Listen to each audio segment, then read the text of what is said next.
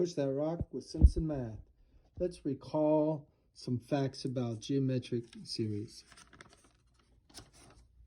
A geometric series is one with a geometric argument. A geometric argument occurs when the add-ins are multiples of a number each time. So in this case, we're multiplying by b. So we multiply by b, and then we multiply by b again, gives us b squared, and we'll multiply by b again, we'll have b cubed. So if you're multiplying to get the next term each time, it's geometric. Another way to find out if it's geometric is to divide this by this.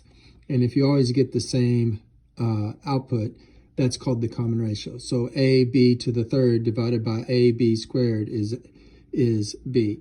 And ab squared divided by ab is b. So we keep getting b, so b is the common ratio. Now, we have a formula for the convergence of these under certain conditions. The thing to keep in mind is the n's going to infinity. So I'm going to let s of n equal this sum out to n. So we have ab to the 1, and then we have ab to the 2, and you just keep going until you get to n, but n's going to infinity. And then I'm going to multiply both sides of this equation by b. Now, if I multiply this by b, I just have b s to the n. But when I multiply this by b, it distributes. So I have b times s, up to the power of b to the square. B times s, up to the power to the third. And keep going until I get to the last one. Well, up to the power by 1. So this is n plus 1 now. So the next step is to subtract this from this. So we're going to go s of n minus b times s of n. There we go.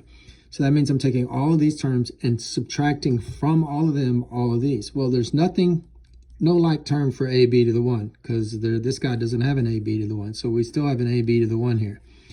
But ab squared minus ab squared, gone. ab cubed minus ab cubed, gone. ab to the fourth minus ab to the fourth, gone. ab to the n, all the way out to ab to the n minus the ab to the n that's right before this guy. ab to the n minus ab to the n, gone. But there's no ab to the n plus 1 term, so we go 0 out here minus this gives us a negative ab into the plus 1. So when we subtract this n number of terms and this n number of terms, we're just left with 2 terms, a binomial. And we'll factor out ab from that binomial. And over here, we'll factor out s sub n, which is just our symbol for the sum. Remember the sum? So we factor out s sub n, that gives us 1 minus b. And here we factor out ab, and it gives us this. And then we'll divide both sides by this 1 minus b. So I divide this side by the 1 minus b as well. I don't know why I didn't write that down.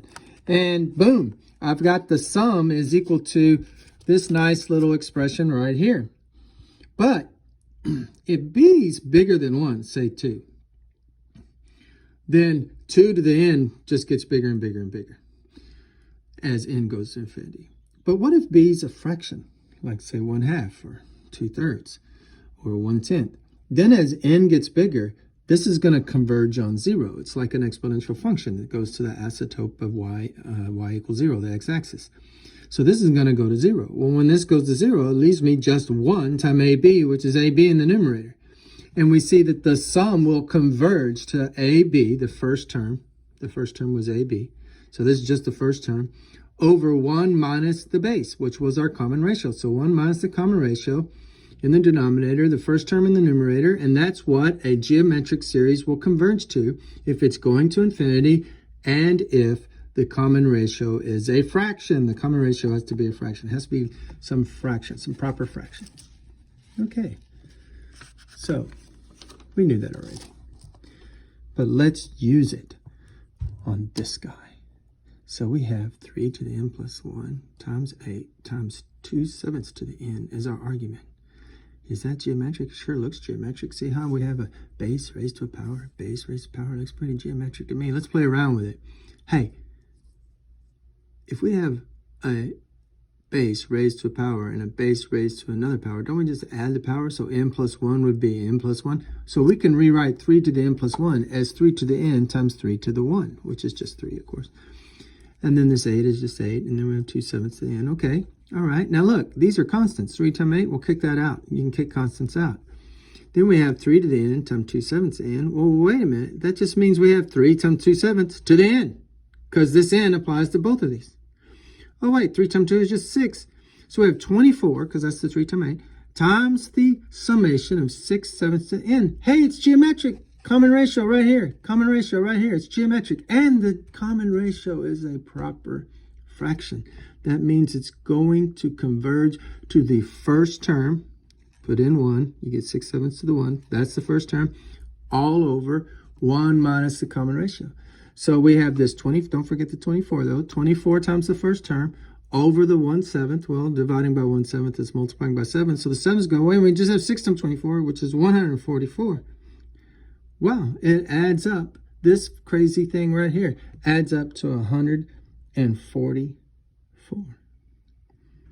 Math made simple at Simpson Math.